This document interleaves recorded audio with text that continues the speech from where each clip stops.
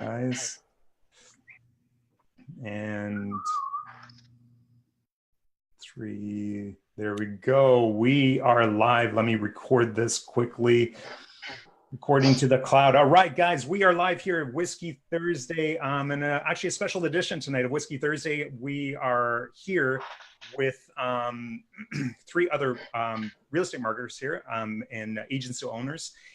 Christian Santiago, who makes another appearance here again on Whiskey Thursday, which is pretty exciting. Daniel Gonzalez, another very experienced marketer, and then Gary Gray. So guys, welcome to Whiskey Thursday. I hope you enjoy the show. Unfortunately, tonight, Matt can't join us. We're not really sure what happened to him. I heard that he sent me a message saying he got poisoned. So he won't be able to make the show. So unfortunately, he won't be here to support. But I'm here with some friends, people that I've been working alongside with, and some good experienced marketers. So really excited to have you guys on. Thanks a lot for joining tonight. I know you guys are all really busy, and you've been doing some great stuff, and we're going to talk about that tonight. So this is kind of not typical for us. Usually we have, Matt, myself, and then one other guest. And so tonight we got 3 guests, which is kind of cool. But one of the things I know I was telling you guys before we started this, what I really want to talk about is some of your successes, but also some of the challenges in working inside of the real estate niche. And also talk a bit about some of the client acquisition strategies you guys have been implementing, because you guys are all doing something a little bit different, which I think is really cool. So, and guys, if you're actually, let me just bring this up on my phone quickly here, just so I can see comments coming up. Guys, if you're watching live, hashtag live, Matt usually does this. I hate this stuff, but if you're watching live, hashtag live, let us know where you're watching from, show some support, guys. And yeah, so, I'm just going to dive right into it. I have, typically I have announcements and other things that are going on and stuff like that. First of all, what'd you guys think about this Facebook meltdown yesterday? Affect you at all? It was like vacation. It was a vacation, yeah. All my clients, so I was like, "Look, guys, I can't do anything. Good night." I was like, all my ads. It was crazy. Like we were building ads, and it was working, and then all of a sudden, I couldn't upload pictures anymore. I tried to do a post on my profile, and then that stopped. I was trying to message people. We were trying to get pictures across for some of the ads that we were building, and that stopped working, and then it just completely melted down. And I was like, that's it, we can't do anything else. And but we all survived, right? So nobody ads were pumping out leads and stuff like that for us yesterday. So yeah, I still had some ads running, but I noticed the lead cost kind of shot up a little bit. But I had a lot of my clients were calling me like, "Hey, what's going on?" I'm like, "Facebook is down. Nothing's working, man." Yeah, we ended up actually this morning. I ended up rebuilding the majority of the ads just in case, because I started noticing that the lead costs were going up quite a bit. So I just started duplicating ads and rebuilding them. So just didn't want to take a chance that something was messed up yesterday. And so anyways, yeah, that was pretty much my day today. So hey Pat, how's it going? I see Pat's on. Peter, how's it going? Daniel, Miguel, all nice to see you. Thanks for joining us. Again, if you're just joining tonight, is a bit of a special episode for Whiskey Thursday. First of all, Matt's not here. He unfortunately has poisoned himself, so he tells me.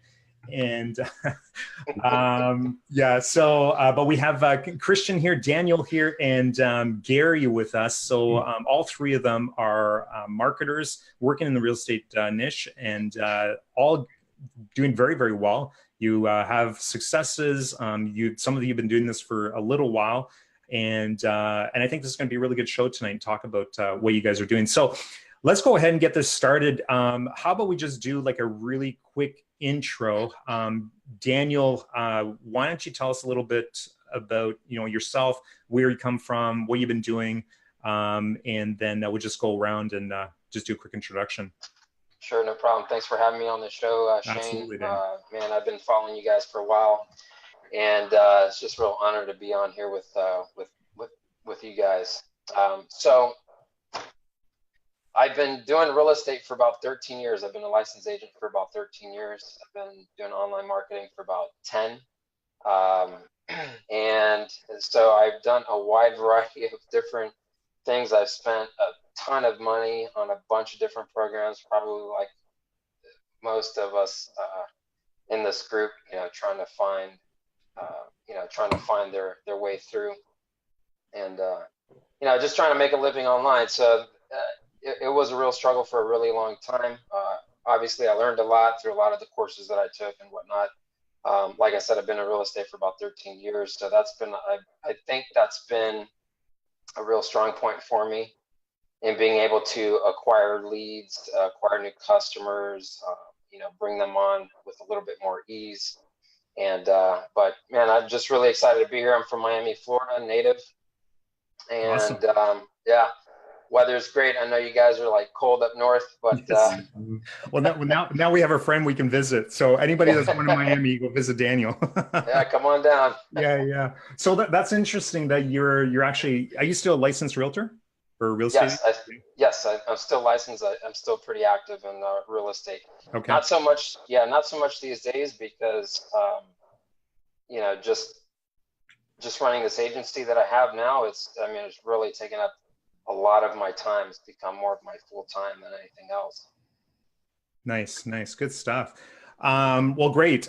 And I definitely think as a real estate agent, you have a little bit of an advantage. I mean, really, you understand the industry. You've been doing this for a little while. So, but it's great. It's really cool to have you on.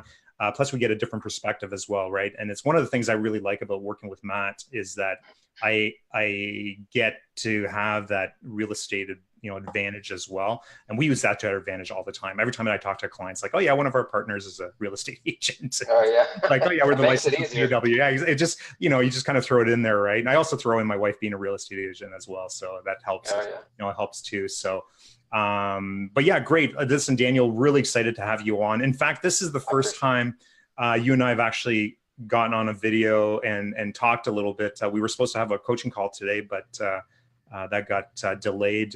So great to finally meet you. And thanks for taking the time and popping on. So Gary, why don't you tell us a little bit about yourself and where you're coming from and what you've been doing? Yeah, I got started marketing the same way most people did, seeing Ty Lopez's beautiful ad for how to get businesses to pay you $1,000 to $10,000 a month. And I was 17 in high school working at Home Depot, and I was just like, oh my God, $1,000 to $10,000 a month. It's crazy. And then I looked more into it. I bought a $25 Udemy course. I thought I knew everything about it. And then, as I kind of progressed, it was definitely, I guess, more of a struggle for me just because I had shiny outreach syndrome and shiny object syndrome. Like a lot of us do. Oh yeah. I was just doing everything. I was cold calling like 300 people a day, getting told no most of the time with maybe like 2 maybes, and then sending messages, going door to door, all that kind of stuff. And then one of my mentors actually told me, he was like, just get into real estate. The agents are the business owner. They're usually decision makers, so they're the easiest people to reach. And yeah. So sorry, I don't mean to cut you off, but let me get this straight. You had a mentor tell you to go after the real estate niche, which is, that's like, I never hear anybody say, hey, go work with realtors because they're the best. He was like, they're the easiest people to reach, which he wasn't wrong, but that's a double-edged sword. Absolutely. But yeah, I got into it. I failed my first ad. I got like 3 leads for $400. Dang, sorry. Yeah, I was trying to get sellers. I was like, because it was my first paying client. She had paid me like $400. I was super hyped. I was like, yeah, I just quit because I worked at Best Buy for a full year trying to do this on the side. And I quit Best Buy without having any paying clients. I was like, just got to do it. Just got to go and find them. Got this last paycheck. And yeah, I tried to get seller leads. I grossly underestimated the cost of seller leads. And then, yeah, she ended up hiring me later on for like a small web design.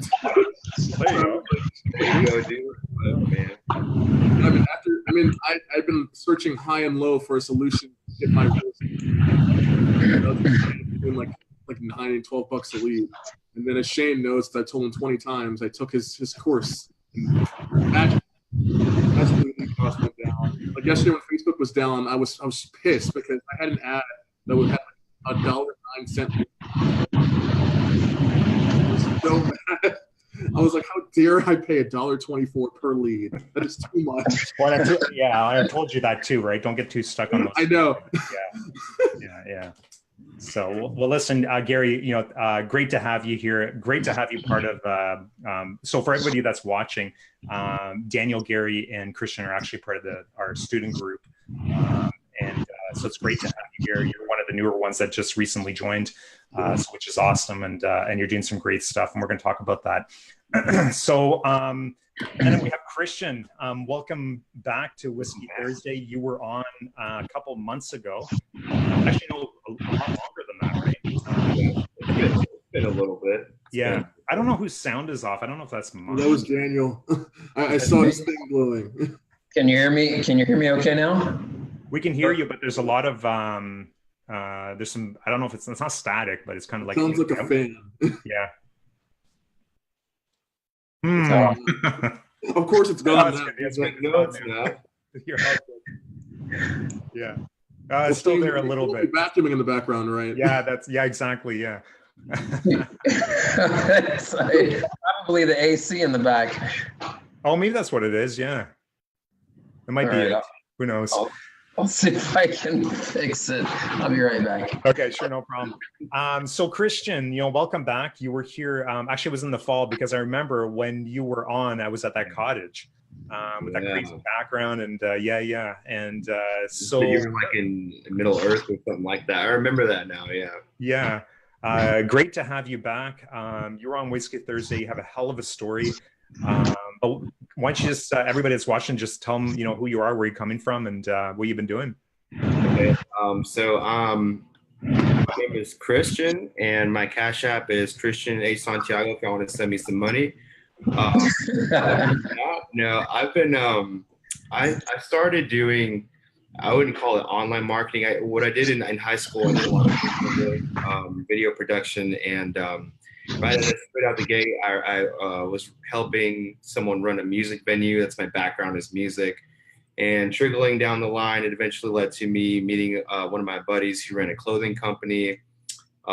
Just in a nutshell, we got, if y'all are familiar with Grant Cardone, we did a t-shirt run for Grant. If you guys ever seen the Who's Got My Money t-shirt and some of the shirts that he had about 3 years ago, we actually made those shirts. We printed those. We got that deal. We used Periscope and Twitter. We didn't use Facebook ads, none of that. And it was all organic too, like non-paid. And so like whenever we, had the opportunity to work with Grant and everyone over there in Miami, I don't know, it just kind of like proved to me that there's so much potential in this area. So I actually started looking into, other avenues, thinking, what else is there out there? And I mean, I've seen the Ty Lopez ad. He didn't really inspire me. I thought he was kind of a tool bag. I don't know, but I think it was as far as a mixture of like Billie Jean and Dan Henry.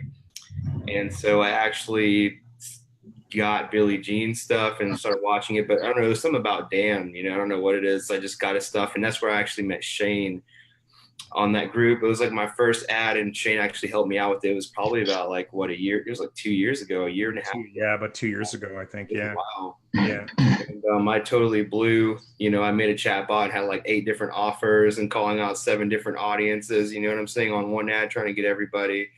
But essentially, along down the line, it started coming on here on Whiskey Thursdays, and a lot of the stuff that they were talking about just really excited me and gave me give me the confidence to go, find more real estate clients. And when you first start marketing, usually people are like, stay away from real estate, stay away from, they're hard to do, blah, blah, blah. And so, I was like, I'm kind of like knuckleheaded. So I was like, sweet, that means like not a lot of people are going to go try and do it. So let's do it. You know what I'm saying? Like, I want to get good at it. And came on the group and learned a lot from Shane and from Matt, and just from the people that are here, the community that this group is like, it's so open and transparent, which is really awesome. You know, there's not a lot of people like that. And so since then, I've been able to close multiple clients, and like the rest is pretty much history. You know, we're doing really well. You actually, you know, I don't know about Gary or Daniel, but I know with you, you've set yourself up some goals for the next couple of months. So you had a goal for March, you had a goal for April, you have a goal for June, right? And I remember you showing, like, you're showing your notebook with your goals and stuff. So where are you at with your goals there, Christian? So Shane actually asked me to do a testimonial, which I gladly did. And it was crazy because I journal every day. Like, I write my goals down, but I also I'm very scatterbrained. I have like 12 kids. And so it's really hard. I don't have 12 kids. I got a lot though.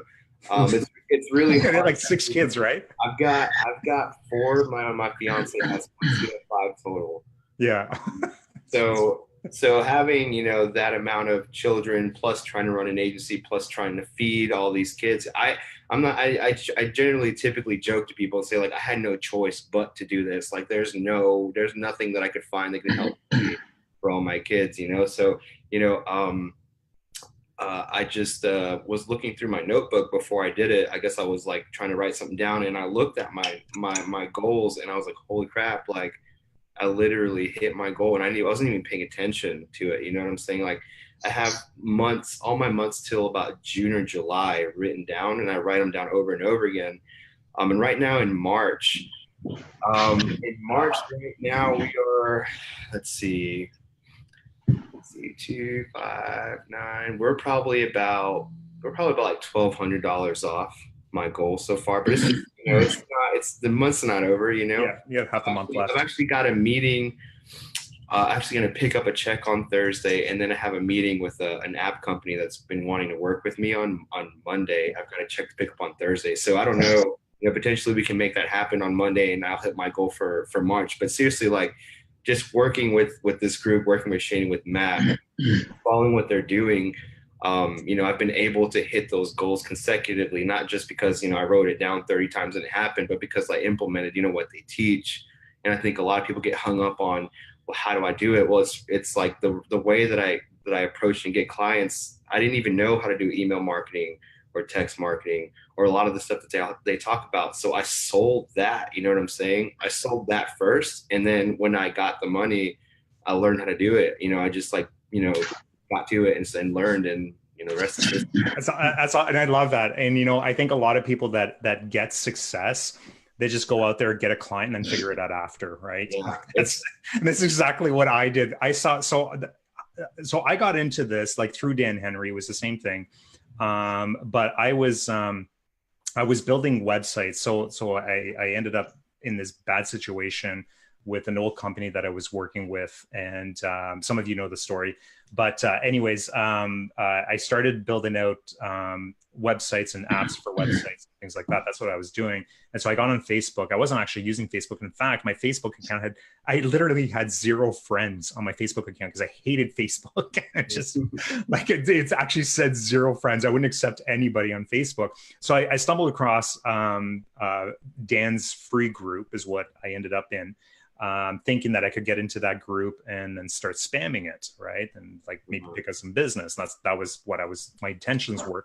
But I ended up watching his webinar, got hooked on the idea, and I'm like, I can do this. Like, you know, I've been doing sales my whole life. And that's exactly what I did. Is I had no idea how to do digital marketing, no idea about Facebook ads. Like I said, I wasn't using Facebook. And here I am pitching clients on doing Facebook ads, right? Yeah. And then once I picked up, I ended up picking up, so I used his method, and I picked up, I don't know, 5 or 6 trial clients at the time, and just banged it all out in a weekend. Failed miserably because I had no idea what I was doing, and eventually bought his course because I just obviously I'm missing something here, right? And I was, right? So, yeah, guys, that's great. Thanks for sharing all that stuff. I want to quickly talk about client acquisition. And so I know all of you have clients. You all have paying clients right now. Daniel, you're killing it. And I love your strategy behind the way you're going out and getting your clients. Actually, I love all your strategies. Christian, I know you're doing some stuff with events and training and and things like that. And you're going out, reaching out to people. Daniel, you're doing a lot of the same stuff that I did for client acquisition, which is really cool. And Gary, man, you're just out there. you're doing that cold outreach stuff, which is tough, you know? So Gary, tell us a little bit about so I know you have 3 or 4 paying clients right now, right? Yeah. Yeah. And you got some trials as well. You're still doing trials. Yeah, I have like 2 trial clients. I got addicted to the video testimonials. So I was like, let's just bang out like 5 of these so that way I can just forever sell myself. Yeah. Yeah. How do you guys like that strategy, right? Do a trial, get a video testimonial. I mean, that's like, oh yeah, dude, it's awesome. It's awesome. Yeah. Yeah. But the first trial I did, I set the expectation of like being able to close them when I first ever started marketing. And I realized that that's not the expectation I should have set with anything like that. So now like my girlfriend got on me when I first started doing the trial thing. She was like, "You shouldn't be doing free trials. You hate free trials." And I was like, "I know, but Shane said it, and you know, I feel like he's right." And then I got a trial client, and I think their trial ends today, but I've gotten them like 50 or 60 leads or something like that in the past week. So he's got nothing to complain about. Yeah, just get that testimonial, right? I mean, yeah, I told him, I was like, all I want from you is a video testimonial, man. Yeah. Like that is all I need. You got to get the video testimonial before they tell you the leads suck. You got to hurry up. That's right. No, I know. I'm just like, oh my God. That's why, I always say, like, as soon as they're happy is when you get that testimonial, right? So within those first couple of days with this, you're overwhelming them with leads, right? So it's like, holy shit, this is really working. And then that's when you want to grab that testimonial. So then you bank those, right? And I know a lot of people, a lot of people said, don't do testimonials, don't work for free. The thing is, change your mindset. Like, you're not working for free here. You're working for those testimonials and building up your results, right? And that's what you're working for. And those testimonials, those results are what is going to allow you can leverage that to get more clients. Paying clients. The more and more you get those, then you can start charging more money, and then you can get into, the $3,000, $4,000, $6,000 retainer. I've had people tell me no, and then like now that I've been posting like all of my results on my Facebook, I've had some people hit me up saying, "Hey, I just saw your message and I wanted to get back to you about marketing." I'm like, "You read my message like 2 weeks ago, though." So yeah, it's the shorts, dude. Yeah. Oh, it's definitely the shorts. Yeah. So Olivia says, "Hey guys, there's a ton of people here. Great to see everybody. Tim, hey, Albert, Torrance, how's it going? Torrance is another one that's killing it as well. Torrance is killing it. Torrance is like this guy. Like the last 3 Whiskey Thursdays. Yeah, no, he's like, it's like a testimonial every day for that guy. All I see on his Facebook page is testimonial after testimonial. It's awesome. It's great, Olivia says, yes, she posted a testimonial, got a couple of people reaching out to her, which is awesome. Good stuff. Joe, how's it going? Brent, good to see you here. So Gary, tell us a little bit about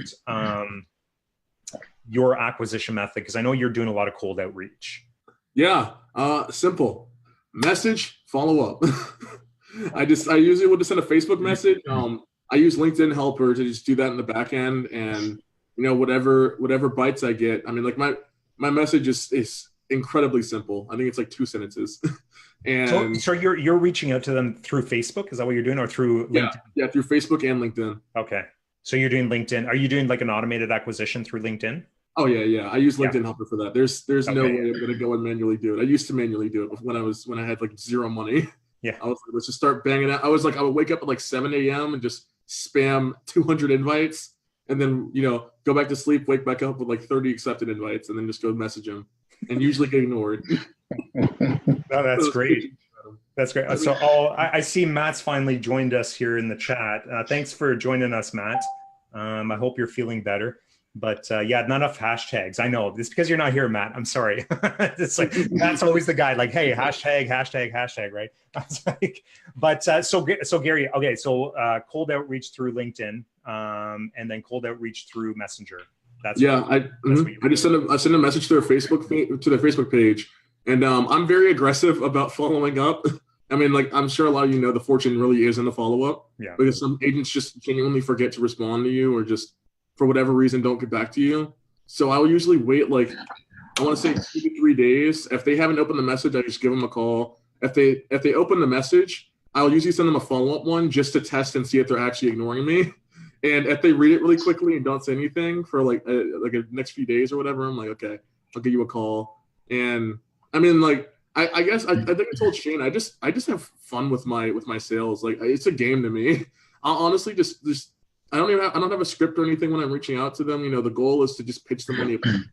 Because one of the things I used to do way back when was try and pitch them on the service itself, when that's not even remotely what I should be doing.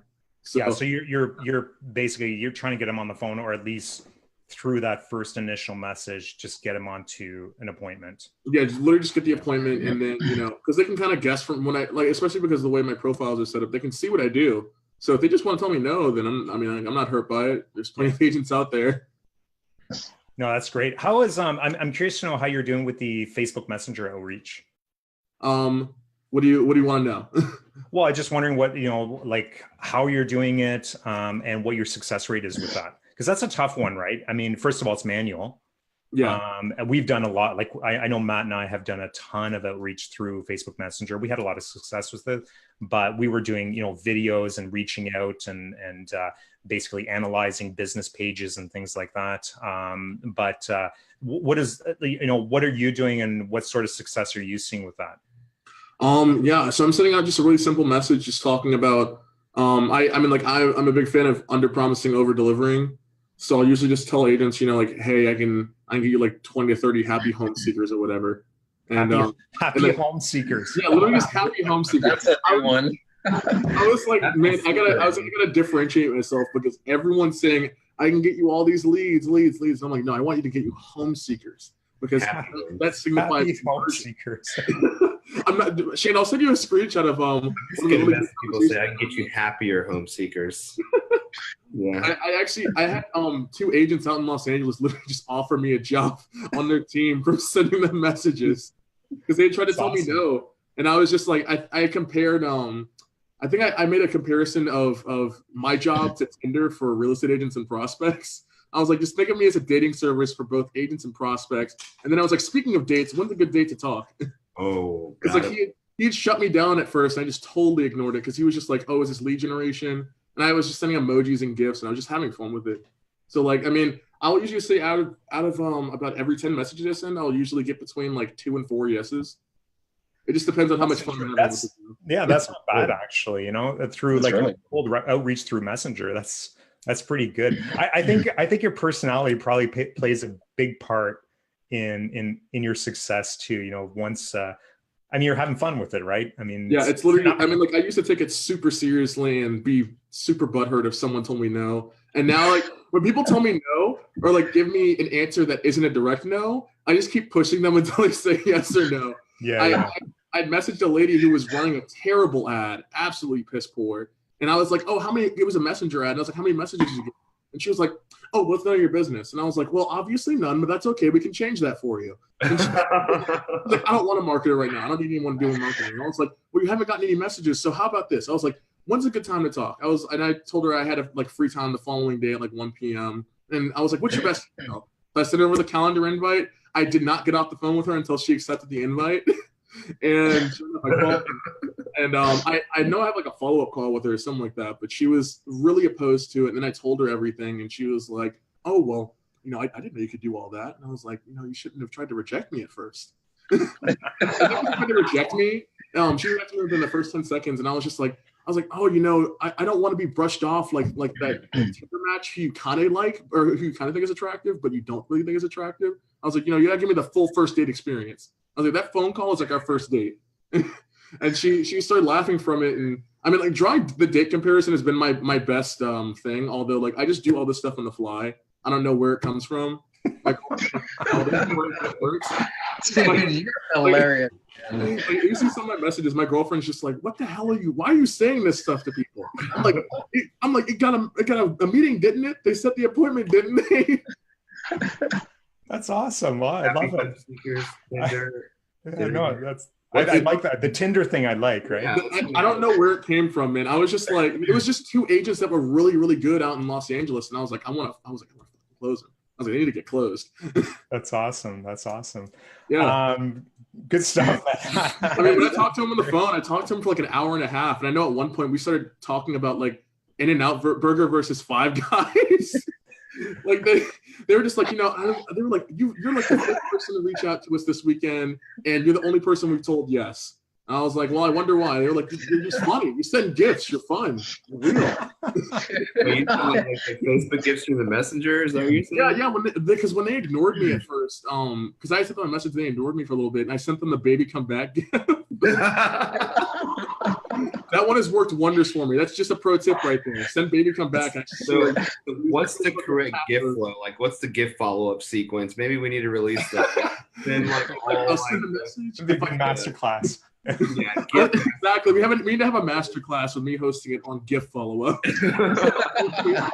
Like, it's the simplest thing in the world. I'll just sit there, and if I'm bored one day, I'll just be like, let me go follow up with some warm leads, some warm-ish leads.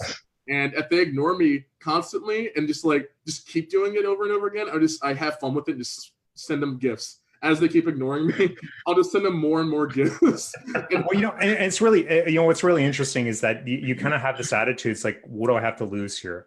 No, right? It's you already know you've got 1.5 million real estate agents out there that you can go out and send gifts to. Yeah. You're the epitome of a good freaking marketer. That's all it is, man. It's awesome. You know what? If you ever get a chance, post one of your conversations inside the group, guys. If you guys want to see Gary's conversations, I have it ready, locked, and loaded. Throw that inside the group when you get it. I posted it in another group, and everyone was just saying it was the funniest thing in the world. And I was like, it's not that funny. It's just a Tinder joke. Yeah. Would love to see that. So awesome, Gary. Thanks for sharing that. Christian, I want to talk to you about the way you're acquiring clients, because I really think this is, although Gary, I think you're doing a great job. I really like the way, Christian's going out and reaching out to clients and things like that. Daniel, I want to save the best for last, because I think you do a lot of the same stuff that I do, which is really cool. And I've just seen some of your posts inside the group and some things. Christian, let's talk about what you're doing to reach out to clients. And I think there, just from talking to you, Christian, I think that you're still trying to figure things out a little bit, where you're trying different things still, but you are really getting out there and talking to people. Yeah. Yeah. So how it really just started off, I met this guy who was like a high ticket closer. He had like a program, and I invested in it. And what he did was he taught me, obviously reaching out to Facebook groups and doing things like that. And I had the opportunity, I was doing that, and I met someone who ran a Facebook group in Atlanta. Her name is Shauna. I don't know if she's here or not, or if she's going to see this, but if you do, shout out to Shauna. She's awesome. She lives in Atlanta, and she's actually a part of a networking group called Real Estate Connections. And the guy who runs that group was on HGTV, flipping homes and things like that in that nature. So it's pretty decent sized group. And in that little welcome message that they bring people in, they're like, what do you do? And so I just, put in, I do ads, funnels, chatbots, all stuff like that, and she reached out to me. And so we had just generated a relationship where she's in the process of opening a brokerage. And so I actually tried to talk to her about being a client. And for some reason, things always got in the way, things never worked out. But I still kept her, I still, wanted to talk to her. She's really cool. Obviously she's got, different connections in this market, and she does a lot. Like, she does so much that she's trying to open up a brokerage, and she actually trains agents and different things like that. So I just kept it as a good connection. So, she was just talking to me, and she's like, hey, maybe you want to come out to this real estate connection thing. You need to come out here. So I was like, cool. So I went out there, and I went to this networking event, and literally just went in there head on. Like, I took my phone out there, and everyone, instead of writing my name on the name tag, I literally just wrote Facebook ads. I didn't even write my name on it. I did the same thing. Yeah. I just wrote Facebook ads real big on my name tag. And there was people, I'd be standing, and there's people all around me, and you can just see people's eyes looking at my name tag, but they're not saying anything. That's awesome. And it's cool because as I'm talking to someone, I can see people staring. So I'm like, all right, hit you up. So I just bounce off people. And I met, so many really cool people. And I met someone. It's so funny. I started telling them some of the results we were getting for one of the clients that I already had. And he literally took out his credit card on the spot, dude. It was so funny. I don't know if it was the alcohol or that it was that funny, but we just all started busting out laughing like immediately. And so we literally, I was going to leave on, I don't know, it was like the day or two after. We literally, he's like, dude, he's like, when can we meet? When are you leaving? I'm like, I'm leaving after we meet. You know what I'm saying? Like I set an appointment literally the next day, the next morning. We met it early in the morning. I went through, you know, the details and the services and things like that. And when I came back home, you know, he signed him up, you know, right there on the spot. And so, sorry to interrupt, Christian. Let me ask you, how many other digital marketers or Facebook marketers were at this event? I didn't see any, dude. Yeah, see, like this is, you know, and for anybody that saw I'm pretty sure you guys watched the Paid to Pitch. I don't know if you have, Gary. Yeah, I haven't gotten to it yet, but that's on my list. Take a look at that. But for anybody that saw the Paid to Pitch, this is one of the big things, right? Like when you go to an event, you are likely the only digital marketer that's at that event, right? Or if you're definitely not here. Yeah.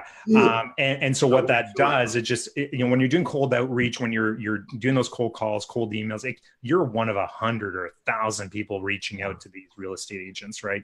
But you have this opportunity now at this event to be the only person there getting these people excited. Yeah. Plus there's a little bit of booze, you know, you know, well, I'm 19, so just a little bit of water for me, but you know, the water makes you a little bit tipsy. Yeah.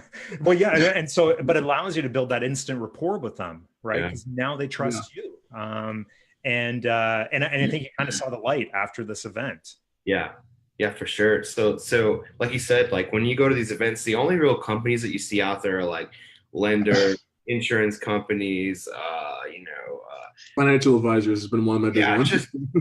Pretty much just anything service related that can help, you know, with home inspections, things like that. And I literally, like, I was looking too, because I was ready to knock them out. You know what I'm saying? I was ready to see if there's anyone out there trying to promote. But seriously, though, there was like nobody that was doing that. And when I said, you know, Facebook ads, everyone's like freaks out. They're like, oh my God, we need you. Like, where have you been? You know, and I'm from Tennessee, so I drove to Atlanta to go to this meeting. You know, I had other plans too. We went to the aquarium and scuba dive and stuff like that, and proposed to my girlfriend. It was just a badass weekend. I'm not gonna lie. Like, it was. Well, congratulations. Yeah. We literally. I know she said yes because I saw the pictures on your profile. Yeah. It was because they closed the client. No, I'm just kidding. It's like he's finally making some money. He can support our 5 kids. No, but seriously, like, but here's the thing, like, I'm not trying to like squirrel off here, but it's like I literally like saw that week over and over again in my head before it even happened, right? Like, I'm not trying to get all weird or philosophical on you, but like literally, like, I played that in my head over and over again, and like it couldn't have been a more perfect thing. But yeah, so going to this event, you know, networking with people, you just literally walk up to people, and it's not awkward, you know. Like after this, you know, I've been walking into brokerages and reaching out to people on Facebook and things like that. But you know, these networking events, a lot of people are like, a lot of the guys that I talk to, they're all about automation. They're all about cold email. They're all about doing all these things that I'm not saying they're not wrong, you know, by any means, but when you get in front of somebody, it's a totally different dynamic. Like, it's just something that you can't be by email or a message. Those things aren't wrong. I'm not saying they're wrong by any means. They work. They definitely work. It's just a different dynamic. And like Shane said, when you go to these events, like, there's no one out there. Like, everyone's doing the computer and automation. You know, not wrong, but I'm saying, like, if you go out and you meet these people, you stand out way more than people who have been calling and bombarding their phones. Like, you can buy these realtors drinks, you know what I'm saying? So like, you can buy them drinks, hang out and talk. And it was so cool because one of the guys that gave me his business cards, also I got like 9 people to follow up from that event too. One of the realtors bought me and my fiance dinner. Like, I mean, it was freaking amazing, you know? And yeah, so I try to do more events and walking into brokerages, and Yeah, somebody just who was it here? So Travis Moore is asking, where do you find these events? Travis, Google's probably your best friend for local events. Facebook, Google. Eventbrite, to add on to Christian, I mean, like I do a lot of networking. I told them earlier, I got kicked out of one for wearing not business professional attire. I was wearing shorts and this long sleeve shirt, and the mortgage loan officer hosting it was like, hey, you had to leave, and I was like, what are you talking about? I make people like you money. Yeah. And he was like, you gotta go, man. You weren't wearing a suit. But yeah, I mean, going into these networking events, especially, I will say paid ones have been really good for me. Yeah. Not always. Yeah, because the people that are there's intent, right? And, there's intent for them to make money. Especially these big ones where they're paying like $500 or $1,000 to be there. The people that are going to these events, they're serious. Like, they're serious about growing their businesses, right? So it's definitely a really, really good opportunity to get in front of a lot of real estate agents really, really quickly and build a lot of rapport. And even if it's not, even if you don't close business, or even if you don't get a client out of it, at least you're building a relationship with somebody, which that allows you to build more and uncover more opportunities. And little tip, Christian, the next time you go to one of these events, bring an order form. Yeah, for sure. Seriously, no, I'm dead serious. He whipped out his credit card on the spot, man. Bring an order form. You know what you do is, we used to do this all the time. So years ago, back in I think it was 2012, I built a software company. I was a co-founder of a software company. And we used to go to an annual event. It was about 5,000-6,000 people there. We didn't even buy the tickets. We just go to the event and sit at the bar. I was telling you on Messenger, like, you don't have to pay for the event. Just go sit at the bar and buy people drinks, right? We were literally sitting outside on the couch, outside of the event room, where like all the vendors are, and then all the like I sat down with the CIO for Orange. We sat down, like all these major companies. We were actually signing deals on this couch. We didn't even pay for the event. We brought an order form, and we said, so our software was $2,500 for I think it was like 10 users or 15 users or something like that. And so we we basically put together a package specifically for that event, and we would pitch it, and people like, yeah, here's credit card. We'd write down the credit card numbers and process it. And that's how I think we paid for our flights, our hotels, and drinks for a night. Yeah. So, I mean, I only paid $20 to get in, but I mean, literally that trip and that event, just being at that event, when working with my client, it paid for not only the event, but the entire trip that I went on, like already, Yeah. And one thing, I don't know if anyone's seen it, but just a little tip here, like when you go to these events, I don't use business cards. I literally just took my phone. This is how you get their phone number too, super simple. So I say, I don't do business cards. I take selfies. That's all I say. And they're like, oh, cool. So I say, cool, let's take a picture out. I'll get with them, and I'm close to them, and I'm hugging them on the shoulder, and I just take a quick selfie. And then I ask them, I'm like, okay, cool. So I'm actually going to tag you on Facebook. But what's the best number to get a hold of you? And they'll give you their business card, but typically the business card, sometimes it won't be their actual number because they have business lines and they have cell phone numbers. So I'll always ask, is this the quickest and your personal number to get a hold of you? And they'll tell me no, or they'll tell me yes. If it's yes, cool. If no, they'll give me their actual phone number, and then you just tag them on Facebook, and then very cool. Of connecting with them, you add them. I literally say, hey, the first thing I do is I hand them my phone and say, hey, put your name in here. They add me, then I take the picture, and then you can tag them, and now you're connected, right? And you have their phone number, and they want you to reach out to them. So I mean, it works. Yeah. But to add on to that as well, I talk a lot, by the way. When I go to networking events, man, I do the same thing with my phone. Although I don't take a selfie with them, I just because of my personality, I just go like, hey, when they try to hand me their business card, I'm like, I don't take business cards. I'm like, well, what do you mean? I'm like, oh, I just paid I just paid $800 for this special business card. Actually, you can go in and just kind of like put it in your phone. And I just slowly pull out my phone, and I'm like, it's I was like, I don't have your typical business card. I have this like new business card. I paid $800 for it. Here it is. Oh, yeah. And because like I've had people like literally just like they're just shocked. They're like, $800 for a business card? What? I'm like, yeah, it's called a mobile phone. Yeah.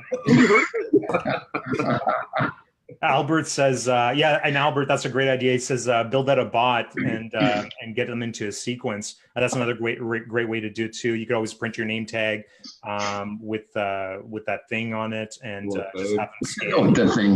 That thing. Yeah, I'm not doing that as well. That's pretty smart.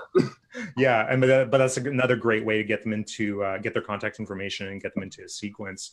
So Daniel, you haven't said a whole lot. Let's talk to you a little bit because Daniel, you've seen a lot of success. You're working with a ton of real estate agents and doing very, very well. Let's talk about what you've been doing with your client acquisition and how you're reaching out to people and getting new clients. Sure. Can you guys hear me okay? Yeah. Absolutely, 100%, yeah. All right, cool. So I think the biggest advantage for me has, obviously been a realtor. And within our organization, we have, I don't know if most of you guys know that Facebook has a separate, kind of like a separate platform called Workplace. And so a lot of real estate companies are using Workplace to have their agents in. So I'm with eXp Realty. So our company has Workplace, and it's just like Facebook, but it's for businesses. So I do a lot of my client acquisition from there, and we have the ability to create groups inside of Workplace and also have personal profiles, kind of like what you have here on Facebook. And so you can do basically, it's just like free marketing, free client acquisition. I don't have to spend any money for advertising. I really don't have to try very hard to pick up clients. How do we get in on that? Right? How do we get in on that? Here, man, get your license. I'll roll you in the EXP. As soon as you said realtor, I was gonna be like cheater. Yeah, I mean, I've had people ask me, "Hey, does it seem to be easier being a realtor to be able to pick up clients?" And for me, absolutely yes, because I build more credibility. There's a lot more trust there. I've been a realtor for 13 years, so when it comes to residential real estate, I know what works, what doesn't. I can talk the talk. I can walk the walk. I know the lingo. So I think that's a really big. And I sorry to interrupt, but as soon as you say you're a real estate agent or a licensed agent, that right away builds the credibility, right? Like this. I mean, it's almost instant. And so now I can have these conversations with these other realtors and just start prospecting them.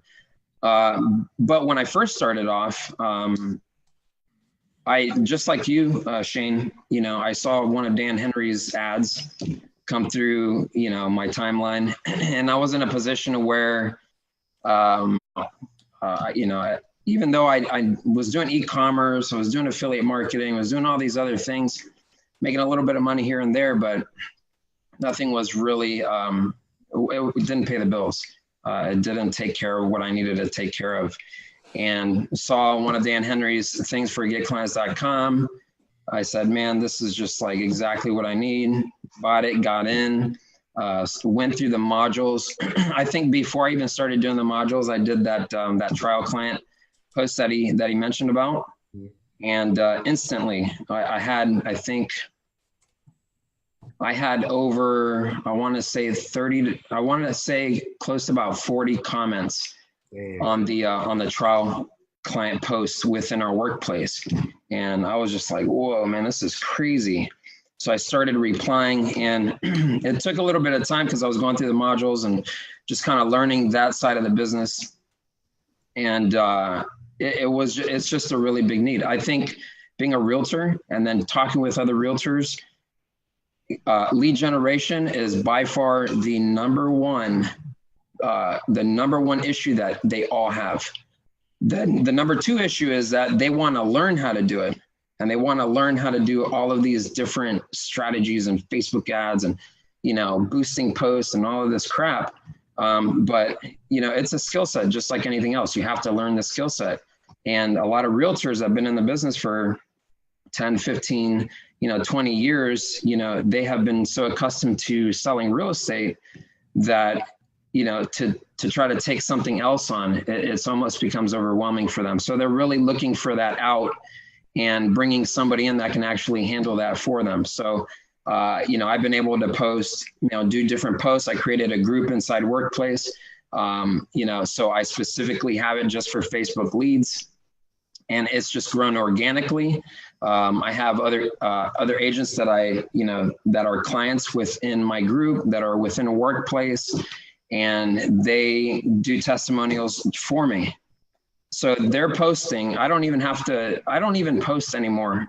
I just post a little bit in the group, and I'll start, and I'll comment on other posts. I'm able to change my timeline cover, as far as being able to kind of solicit my business, but not so aggressively, just very casually, because I don't want it to affect me being a realtor inside the organization at all.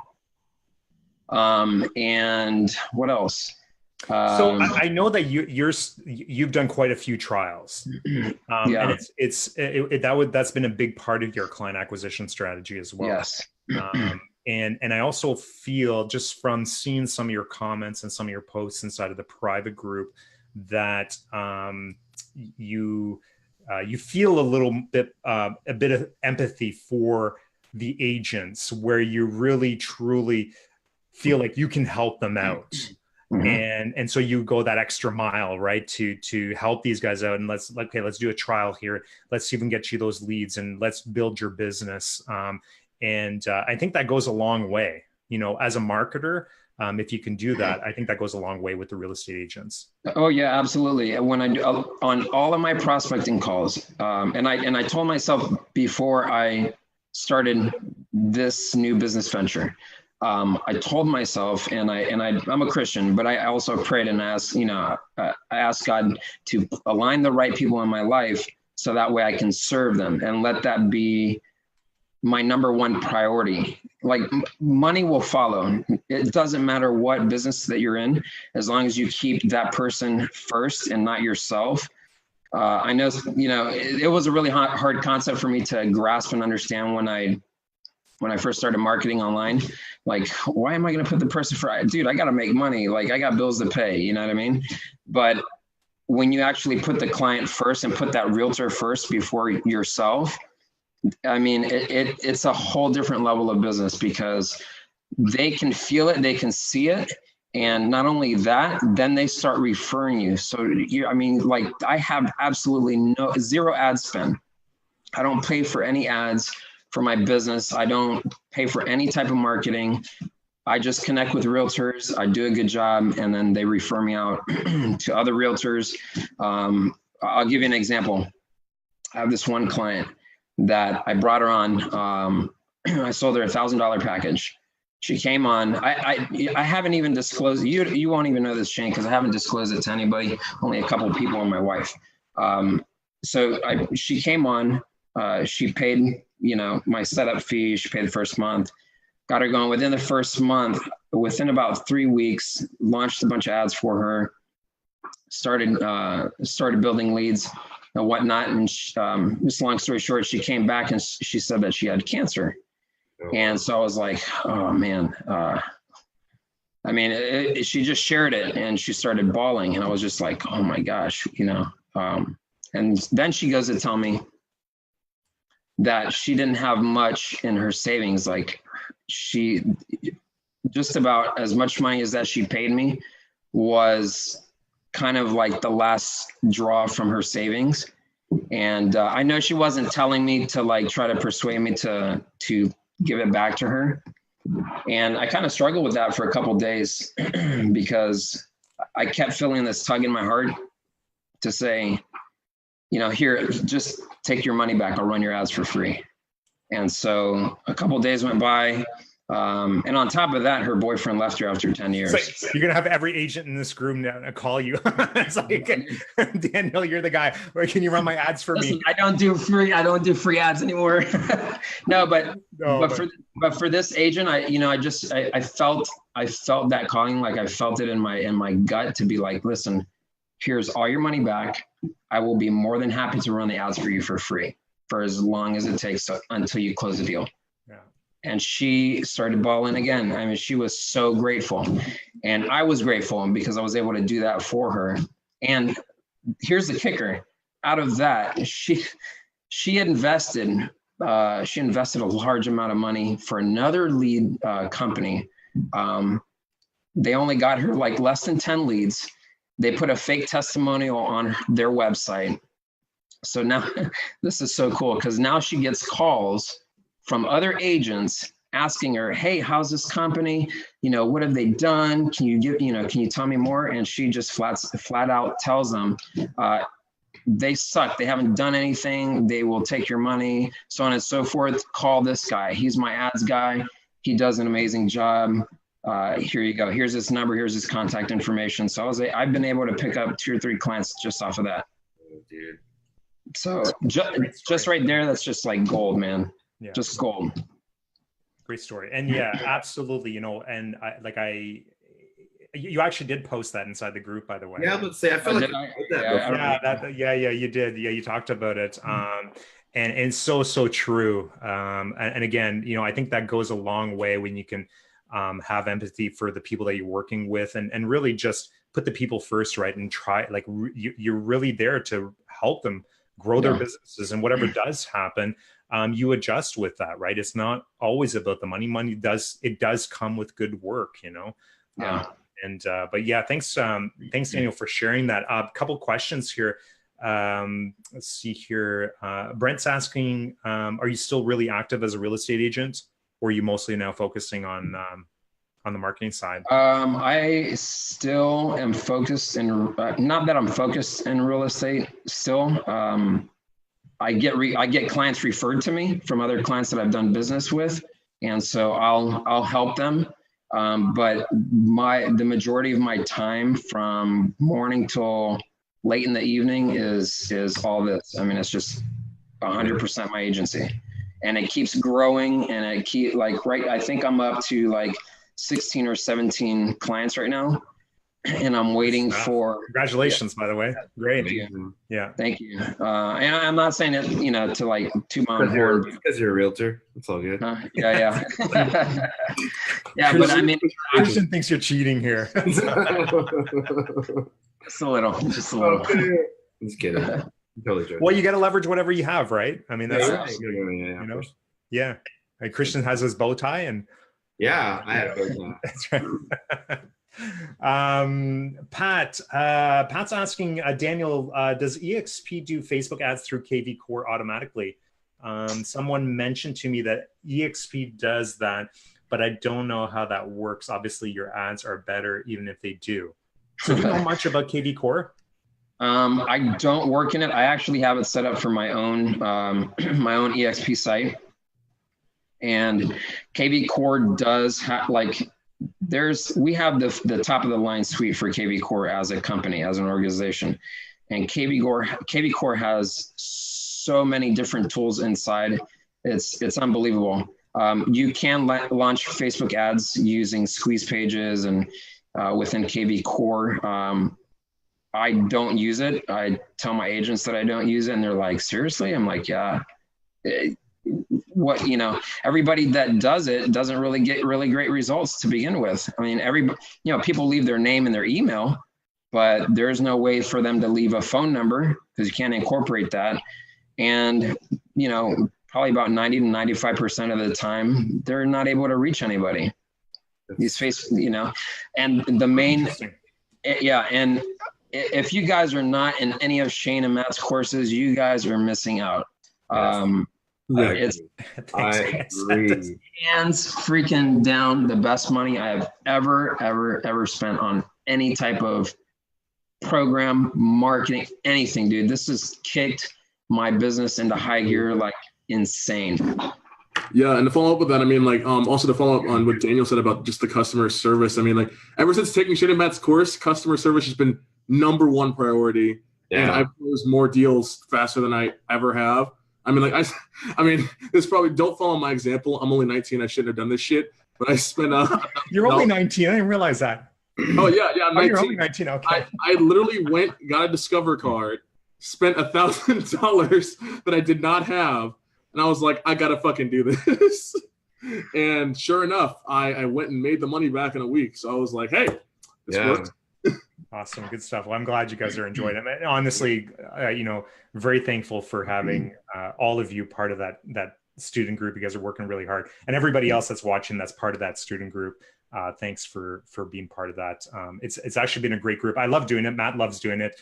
And we're going to be doing it for the next few weeks here coming up. So amazing community, absolutely amazing community. It's been a good time. And this time around has been a lot better than the last time too. So especially now that we have Matt, we've got Zach, that's part of that. We've got Pat, or Al, that's part of that.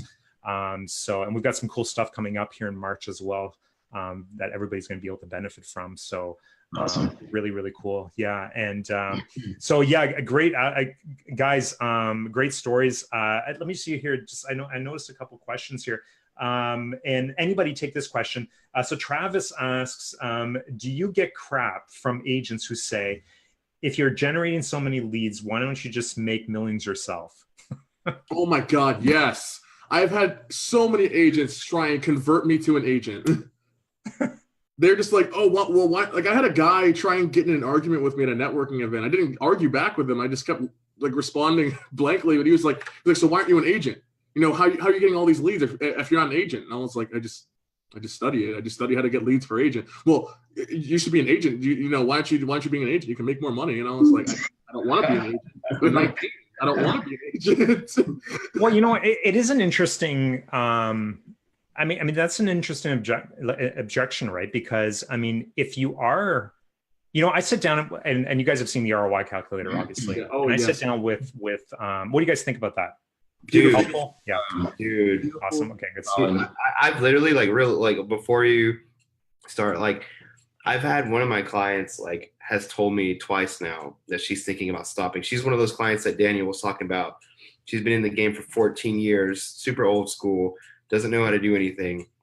And she's really good at what she does. Like literally, like when I'm trying to build out campaigns for her, she's like, I sold it. You know what I'm saying? Like her listings just go, right? And so she was looking to scale it. But that ROI calculator has made deals happen, but also saved clients. Like being able, like, cause she was like, well, I don't know if this is working. And I showed her, I'm like, look, cause she got so overwhelmed. She's like, there's a lot of leads coming. Can we turn it off? And I've talked to Shane about it. I said, I had to shut it off. And Shane's like, okay, well, make sure not to shut it off a lot. By the way, if you're generating a lot of leads, I should have listened to Shane. He's like, don't shut it off. He's like, you shut it off. What's going to end up happening is she's going to probably, you know, a lot of clients like do that, say shut it off, and then they stop, right? So I told her, you know, if we shut it off, it's going to end up happening is stop getting the leads. So anyways, regardless, like I showed her the ROI calculator. I was like, this is what you said you were going to spend. This is what we spent. We've still generated pretty much the same amount of leads. Like if you were to continue to do this, and I showed her the different months, I'm like, we would have already had well over 500 leads by now. And she was just blown away. And then I inputted like the information, like her split, my fee, all that stuff.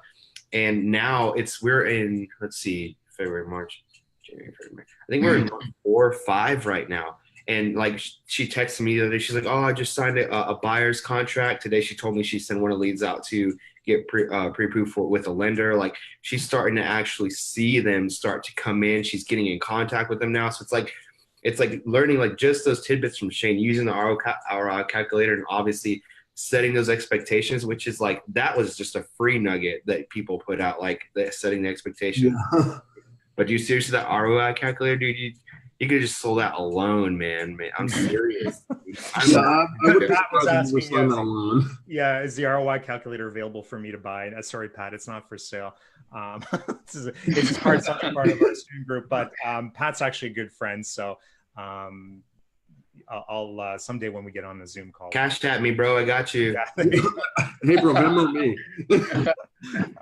Split it, Gary. We'll make our own. Exactly. We'll partner up on this. Well, you know, the reality is that calculator is really not that complicated, right?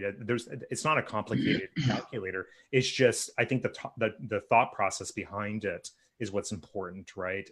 And the fact that it allows you to set those expectations. It allows you to visually show your clients what they can achieve and what the opportunity is if they stick to it, because that's the biggest problem, right? Is a lot of the real estate agents they start spending money, they don't see returns, you know, in the first 30 days or 60 days, and then they start getting frustrated. And you know, the calculator allows you to sort of reset that and you know, show them like, no, this is, remember when we talked about this a month ago? Like we need to wait a couple more months, and this is what's going to start happening, right? So, but to answer that objection, I think it was Travis that asked about, if you're generating so many leads, why don't you just do the sales yourself?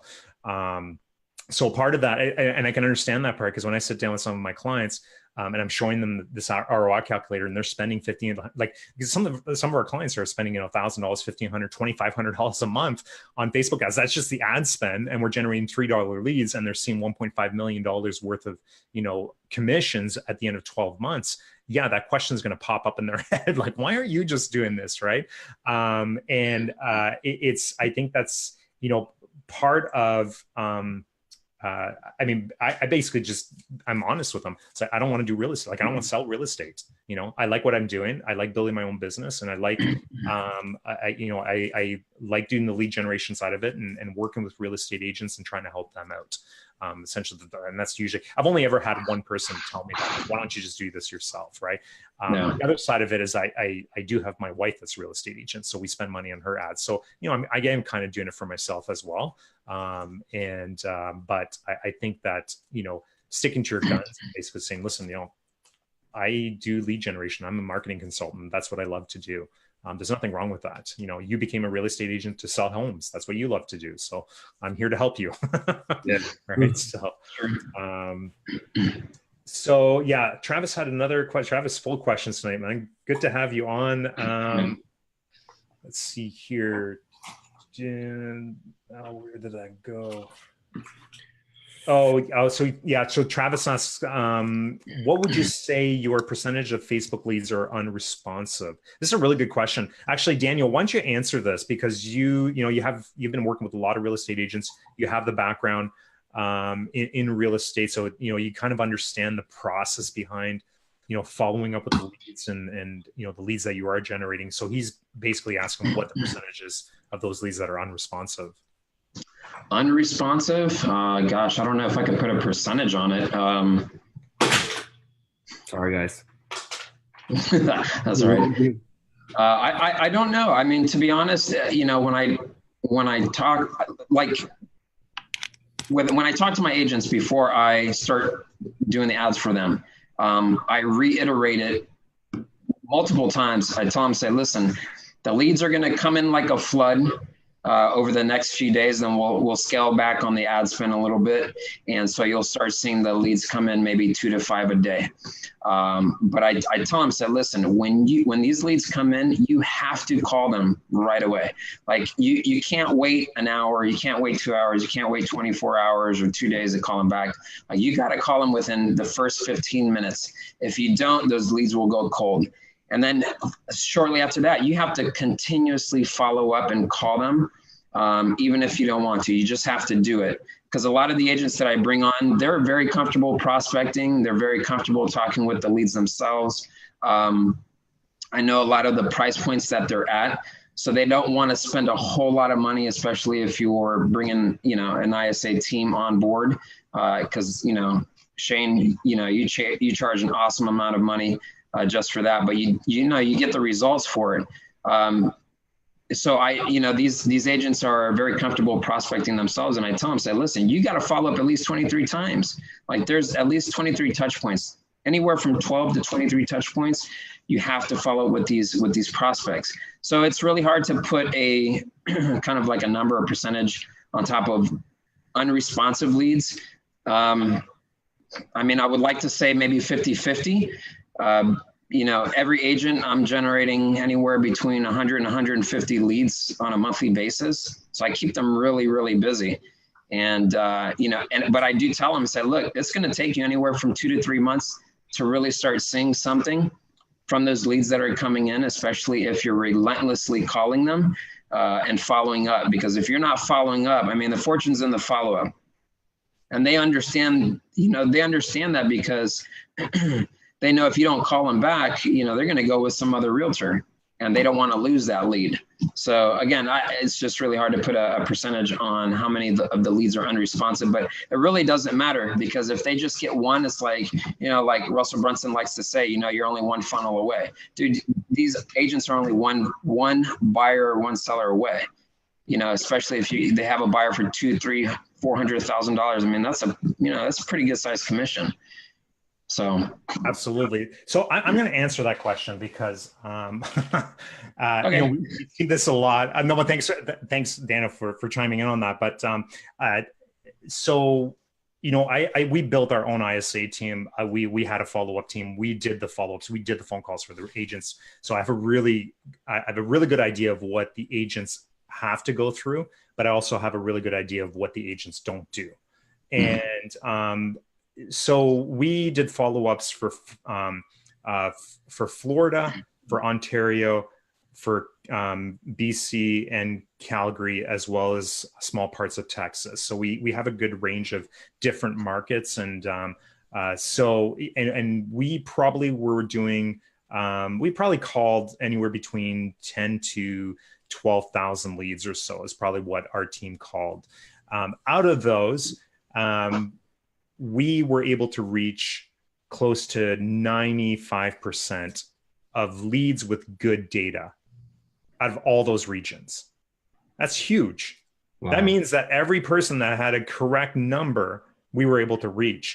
What was interesting, though, it was that whether we were following up within the first 5 minutes or the first 20 minutes or the first hour, because we're tracking a lot of that stuff, that's where like our connection rates would start to vary. So we would notice, for instance, if we were only calling within the first 5 minutes, our connection rates would be about 65%.